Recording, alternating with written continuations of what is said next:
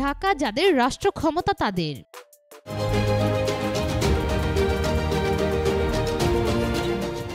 ঢাকার আসন মানেই ক্ষমতা। ১৯৯১ সালের জাতীয় সংসদ নির্বাচন থেকেই এমন ধারণা বদ্ধমূল বাংলাদেশের রাজনীতিতে। তা হবেই বা না কেন, ১৯৯০ সালে এরশাদ সরকারের পতনের পর থেকে বাংলাদেশে যতগুলি অংশগ্রহণমূলক নির্বাচন হয়েছে সবগুলোতেই একই ঘটনা ঘটেছে।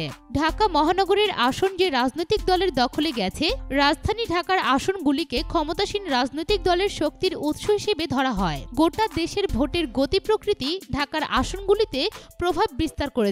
এটাকে রাজনৈতিক বিশ্লেষকেরা বলেছেন এক ধরনের রাজনৈতিক সুবিধাবাদ। বিশিষ্ট লেখক ও গবেষক সৈয়দ আবুল মকসুদ বলেন, দেশের প্রত্যন্ত অঞ্চলের কোনো আসনেও ভোটাররা প্রার্থীর সঙ্গে এলাকার যোগ বিচার করে ভোট দেন।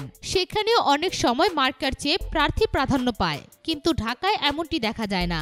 এখানে নির্বাচনে জেতা যায় কেবল মার্কা আর রাজনৈতিক হাওয়া কাজে লাগিয়ে। ঢাকার নাগরিকেরাই বেশি করে মার্কা আর প্রার্থীর শক্তি দেখে ভোট দেন। ঢাকার ভোটারদের সুবিধাবাদী চরিত্র বিশ্লেষণ করতে গিয়ে আবুল মকসুদ স্মৃতি হাতরে বলেন, ডক্টর কামাল হোসেনকে আমরা সবাই শ্রদ্ধা করি। তিনি শিক্ষিত, তাকে যোগ্য রাজনীতিক হিসেবে আমরা জানি। কিন্তু ১৯৯১ এর নির্বাচনে তিনি আওয়ামী লীগ থেকে প্রতিদ্বন্দ্বিতা করে হেরে গিয়েছিলেন বিএনপির অপরিচিত এক প্রার্থীর কাছে। খুব শিক্ষিত ও যোগ্য হিসেবে সেই প্রার্থীর সুনাম ছিল না, কিন্তু তিনি হেরে গিয়েছিলেন।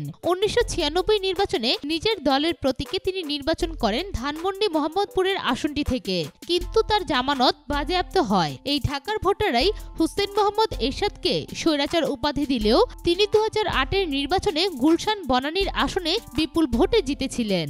নির্বাচনের সব খবর সবার আগে পেতে ফ্রিকি নিউজের সাথেই থাকুন। ধন্যবাদ।